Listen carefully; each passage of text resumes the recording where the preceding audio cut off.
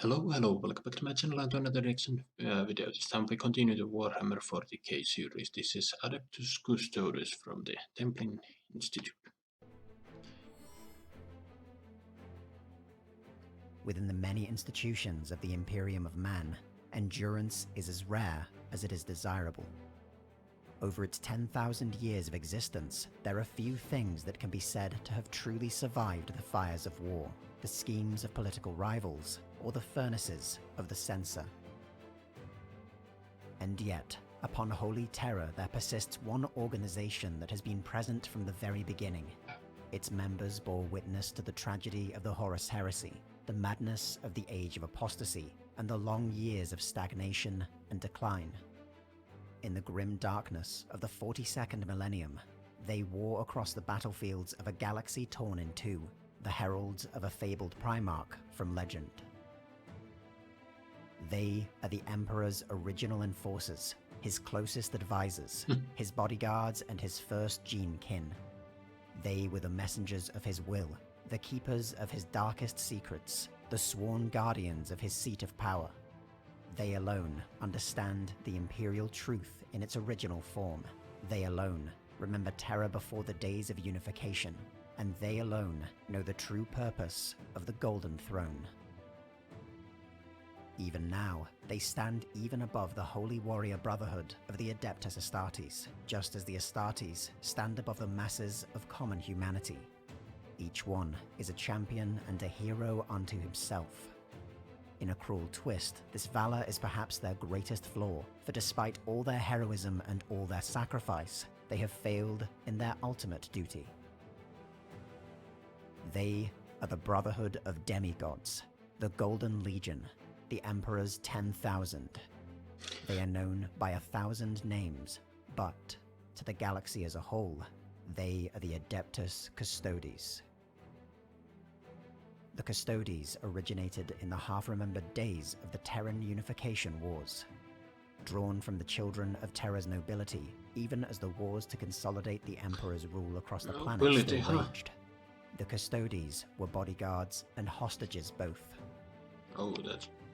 Taken in late infancy, each was resculpted through a long-forgotten process of biogenetic alchemy, more grueling than even the creation of modern Primaris Astartes. The result was a warrior greater in stature, reflex, mind, and might than anything seen before. Every Custodes was a genetic work of art, closer to the Emperor's own Primarchs than to the Thunder Warriors who served as his first genetically enhanced army.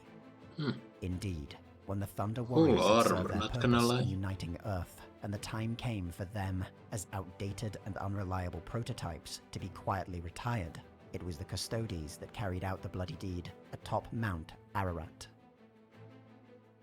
Through the long years of the Great Crusade, the Custodes filled a multitude of roles. Primarily, they were the Emperor's personal bodyguard and war host, accompanying him on campaigns and aiding in the search for his lost sons. One of their most significant deployments was to the world of Gyros Thravian. With the Emperor at their head, they saved the Primarchs Horus Lupercal, Rogel Dawn, and Mortarion from destruction at the hands of the immense Orc warboss, Garkul Blackfang. It is said that of the 1,000 custodians to be deployed, only 3 fell, at the cost of 100,000 orcs. The names of these 3 fallen Custodes were carved into the Emperor's armor, an accolade awarded not even to his own sons. It is also likely that the Custodes were present during the persecution of the 2 lost Primarchs and their legions, though as with anything relating to the Forgotten and the Purged, nearly all has been lost to myth and legend. In addition to their role as warriors and guardians of the Emperor, the Custodians acted as emissaries between the Emperor and his Primarchs. They were entrusted with carrying his orders, relaying information on the progress of the Great Crusade, and ensuring that his vision of a united galaxy came to pass. In a move that speaks of some limited vision of things to come, some were also assigned to keep watch over those Primarchs who had failed to meet the Emperor's standards of a rapid, secular conquest of humanity. Chief amongst them was the soon-to-be Minister of Chaos Absolute, Lorgar Aurelian. Such steps were not sufficient to prevent the great cataclysm of the Horus Heresy, and when the time came for the traitors to show their true colors, the Custodes assigned to the traitor legions were isolated from their support. None would survive long enough to report back to the Emperor. Those assigned to Lorgar found themselves massacred on Istvan V, along with the loyalist Iron Hands, Raven Guard, and Salamander's legions. The nearly 1,000 Custodes sent with Leman Russ to apprehend the traitorous Magnus the Red met a similar fate, as they found themselves cut down in droves by the psychic powers of the Thousand Sons. But the bloodiest struggle the Custodes would endure during the heresy would come not from the Thousand Sons' homeworld of Prospero, nor even from the Siege of Terra itself, but from the veiled events of the war within the Webway. This clandestine war was propagated when Magnus the Red broke the psychic seals surrounding the Imperial Webway project, which would have freed humanity from its reliance on the warp for interstellar travel. This campaign saw nearly the entirety of the Custodes, along with the Sisters of Silence, enter the Webway portal beneath the Golden Throne, and for 5 long years they battled the hordes of demons and traitor Astartes that sought to breach it. Had they failed, all of Terra would have been overrun by demonic forces, but victory cost the Custodes more than 9,000 dead, as well as the lives of its 3 commanding tribunes. Heavy Such losses price. meant that, by the time Horus himself came to Terra, the Custodes were a shadow of their former strength. Though they gave all they could to defend their liege, in the end it was not enough. The Emperor was laid low by the dying blow of the arch-traitor, and forever interred within the Golden Throne. The Custodes turned from the wider Imperium and threw themselves into the duty they had ultimately failed, the defense of the Emperor's mortal form. They now lived beneath the shadow of the Emperor's internment. Many eschewed their armor in shame, whilst others simply abandoned the deep red cloaks of office for a black shroud of mourning. At the behest of Rabute Gilliman, one of the few remaining loyalist Primarchs, the Custodes agreed to the Edict of Restraint and were confined to Terra. Those kind of reminds me of the Nazguls, not gonna lie. Though over the long millennia that followed, the Custodes were able I to love build their this strength. artwork. They were bound to never leave the solar system. Aside from a brief, extraordinary intervention to stop the rule of the Mad Ecclesiarch Gog Van Dyer during the Age of Apostasy, the Custodes' actions would be limited to the security of the Imperial Palace and the Sol system for the next 10,000 years. The organization of the Custodes reflects their greatest strength, the individual skill and prowess of their members. Each Custodian is part of a sodality, a formation similar to a squad, but with far more tactical flexibility afforded to the individual. Several sodalities make up a shield company, commanded by a shield captain, which in turn form shield hosts. Each host is specialized around a particular duty, from the Solar Watch, which operate the Custodes' fleet of warships, to the Emissaries Imperiatus, who serve as expert diplomats and negotiators, to the Shadowkeepers, who guard the ancient horrors locked within the dungeons beneath the Imperial Palace. These hosts are guided by a council of their shield captains and Vexilius Praetors, their most veteran members and the bearers of a company's Aquila standard. Though several higher ranks exist, many are monikers signifying respect rather than formal positions. Every Custodian is ultimately answerable to the Captain General, an individual elected from their own ranks to be their leader and representative within the Senatorum Imperialis.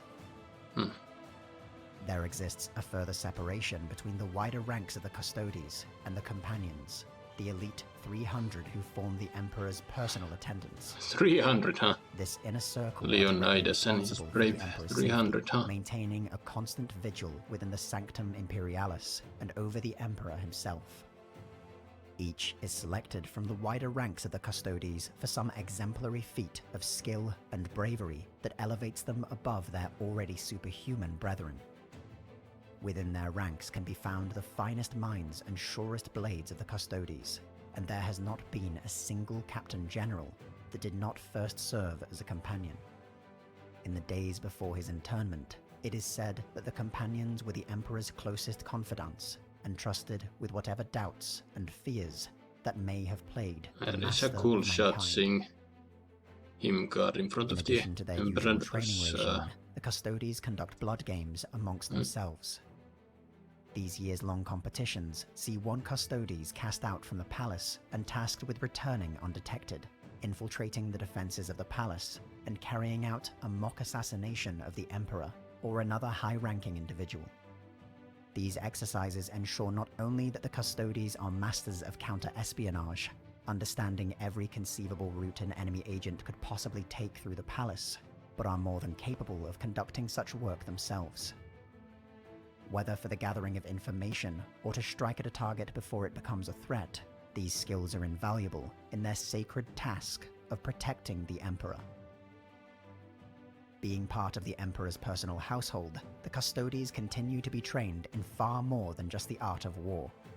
Their educational repertoire, which has persisted since the heresy, includes topics as varied as the political landscape of Holy Terror to the cultural history of humanity. This is reflected both by their Captain General's inclusion amongst the High Lords, a position in which a mastery over political machinations is a matter of life and death, and in the very naming conventions the Custodes practice. This latter honorific is a key tenet of the Custodes. Upon their successful induction, a newly inaugurated member abandons any name previously given to them and instead picks one from humanity's collected myths and legends. The archives from which they can pick their name are unparalleled in the wider Imperium, with documentation dating back before even the Dark Age of technology. Upon selection, each custodian inscribes their name on the inside of their armor, with more names awarded as great deeds are performed.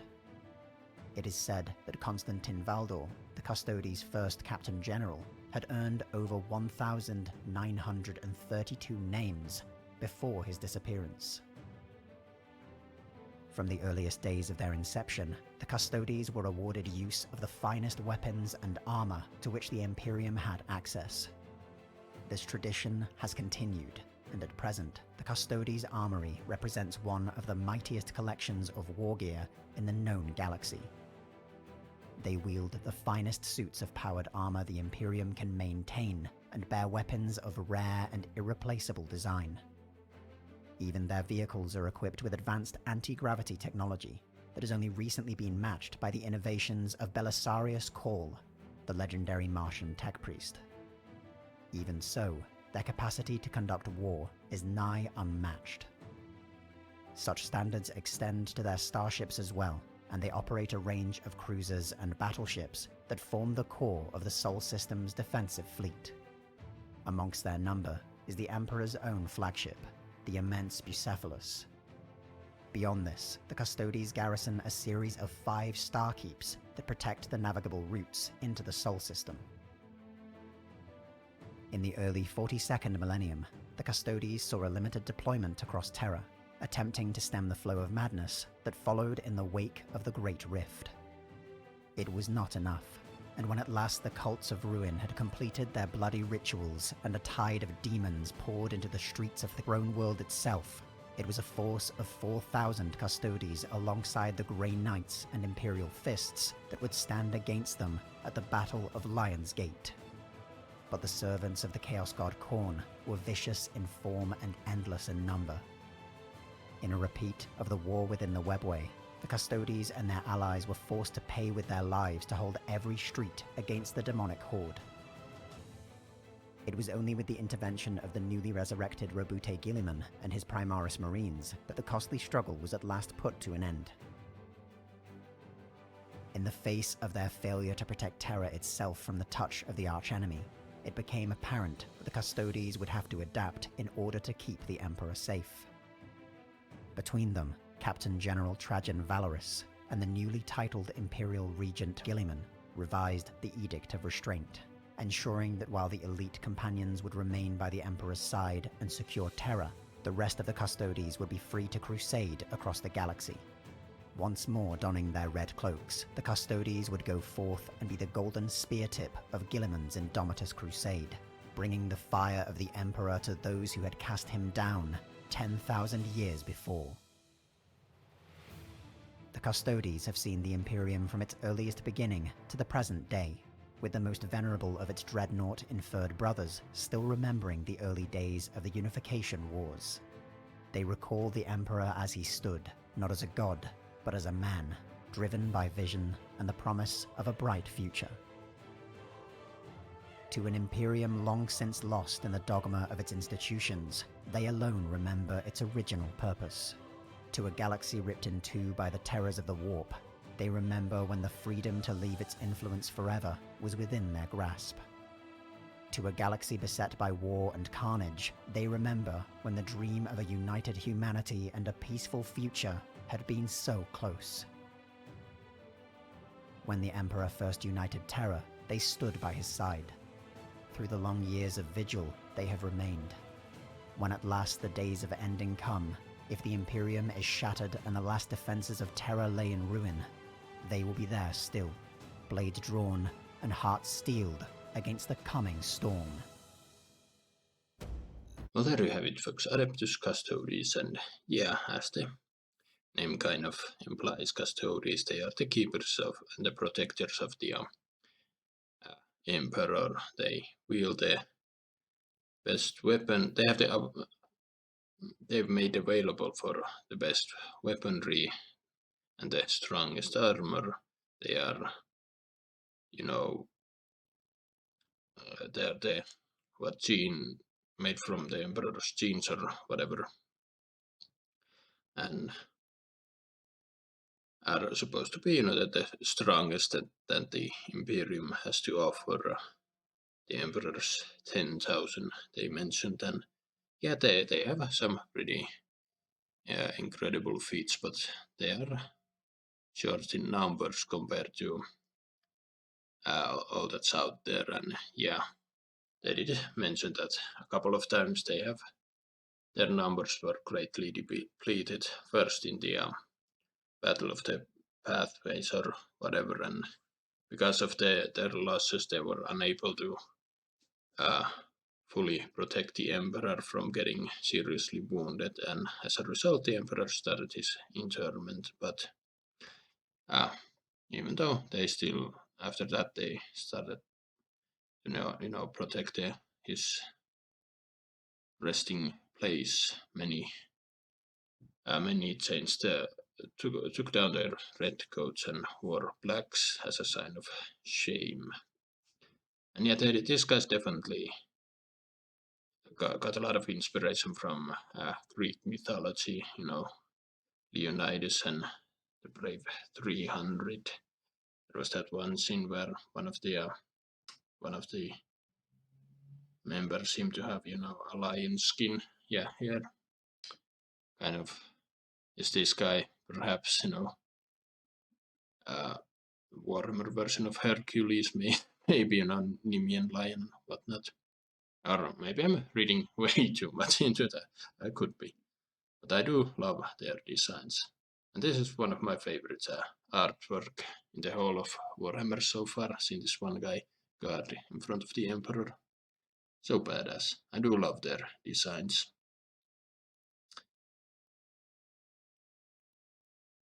And yeah, not gonna lie, these hover bikes kind of remind me of the hover bikes in Judge Dredd. But yeah.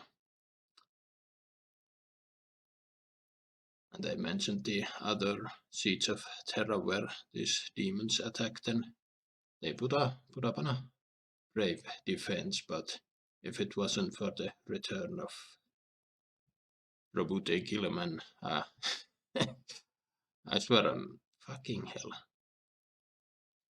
I swear I start fanboying whenever I see him. He's a total badass.